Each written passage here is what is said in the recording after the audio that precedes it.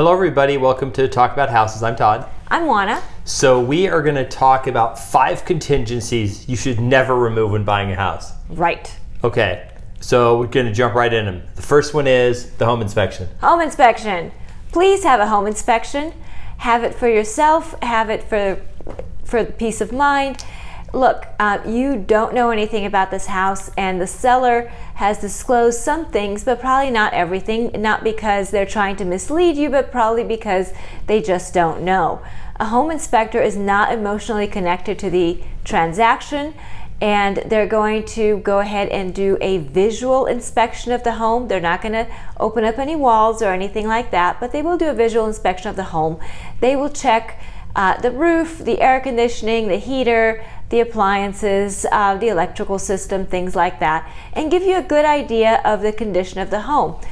Remember, when you see things that are amiss with the home, that may just be the tip of the iceberg, so be very careful as far as what that home inspection says, and pay close attention to what that home inspector is telling you about the home, whether these are just negligible things or whether these are indications of something greater going on.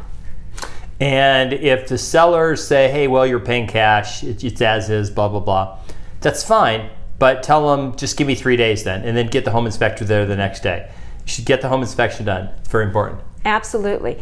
And remember, no matter where you are, roofs, electrical systems, plumbing systems, appliances, HVAC, things like that, they do need to be checked out. Those are big, expensive things, and you want to know the condition. Even if you find that they're in poor condition and that you're moving forward with the purchase, at least you are informed.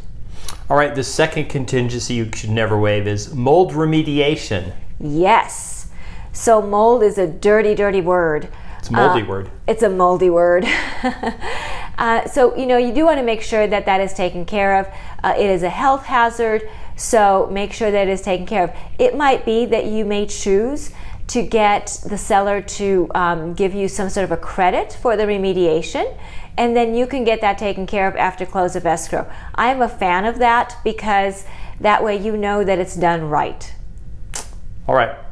The third contingency you should never waive, and this doesn't apply to every house. Right. It applies to a few houses.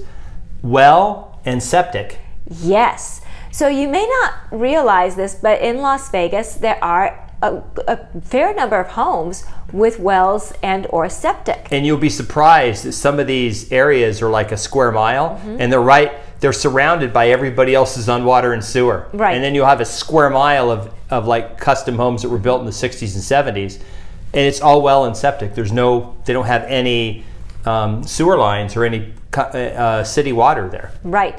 So what you want is you want the seller to give you a map of where the septic is. If they don't have one, depending on your jurisdiction, there is some governmental body that does have it. For Las Vegas, it's our health department that keeps that information. So you want to get that information, and then you want to have the septic inspected.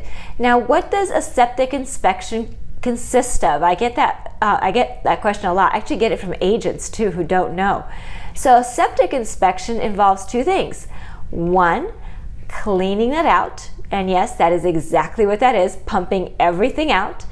And 2, actually going down there and inspecting it, whether it's somebody climbing down there or sending a camera down.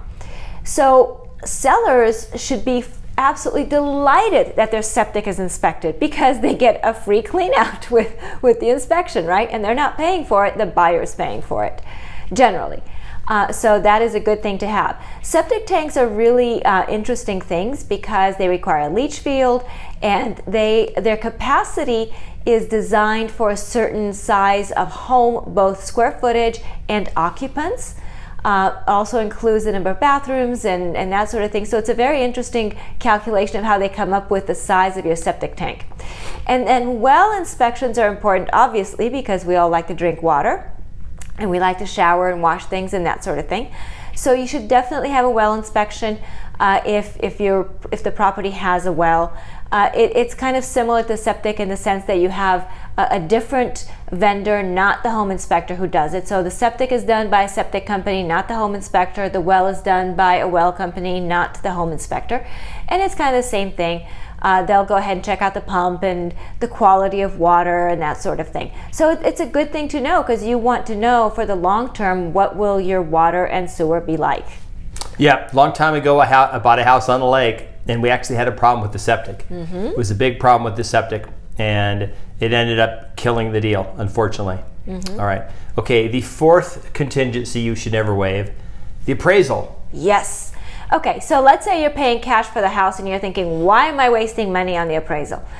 Well, so you're not, because you should know what the value of the home is. Not that every appraisal is going to have the same value, because I tell people, if you bring 3 appraisers in a house simultaneously, they will have 3 different values for the house. But you should have a ballpark idea of what that property is worth, for a couple of reasons. One, to know what you're getting into, to know that even if you're overpaying for the property, but by how much, and are you comfortable with that?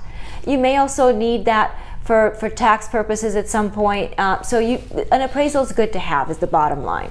And these are really important private party sales. You're just buying a house from somebody, and you haven't really done much due diligence or had real estate agents involved pricing the property, and you want to have a appraisal contingency, and you just want to make sure that that it's in the ballpark, and I think that's a good term. It's pretty close, and even if you're over, because look, if you got 3 appraisers, if you got 10 appraisers, they'll all come up with different numbers. It's not a government stamped value. It doesn't really mean anything.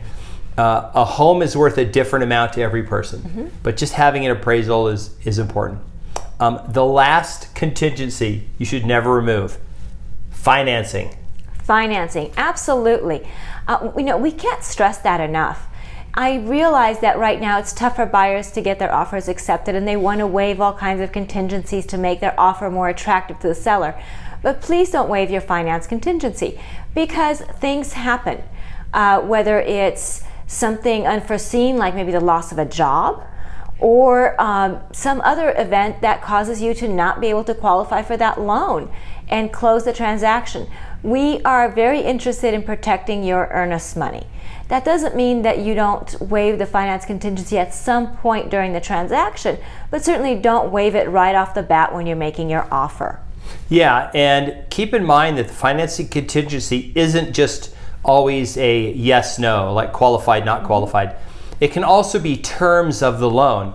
So you can say, hey, look, I'm qualifying for a loan, and it's going to be VA loan. I need at least a 3% interest rate, nothing higher than that, or a monthly payment that doesn't exceed $1,400 a month. And then it turns out if you do get an approval, but then the numbers don't meet what you have agreed to, you can always get out with the financing contingency. Right. And sometimes it's just unforeseen things. It might be that the lender is requiring IRS transcripts of your tax returns, and the IRS is really busy, and they don't get those IRS transcripts back to the lender in time, and you don't close on time, and then the transaction gets canceled. We want to make sure that you don't lose your earnest money over things that are beyond your control. Yeah, there are a lot of things you could buy a house contingent, but the 5 things we just went through are the most important ones that you should probably keep in place. Absolutely. You should probably just find a way. There's no real reason to because these are big ones. These are really big gotchas that could cause you a lot of pain. And that's the whole reason you have a contingency. It's contingent on making sure these things are the way they're supposed to be, the way you want them. Right. So what we're saying is, do not waive them right when you're making your offer. Okay. You can set up a timeline saying, hey, you know what, I'm going to do my due diligence, and after so many days, my home inspection contingency expires, and and the various contingencies expire, and that's fine. But we want to make sure that you have the opportunity to have these things taken care of, so that you are making an informed purchase. All right. If you made it all the way to the end of the video, thanks. Please subscribe, hit the notification bell, and what else? Leave us comments, share the video, and we'll see you on the next video. Bye. Bye.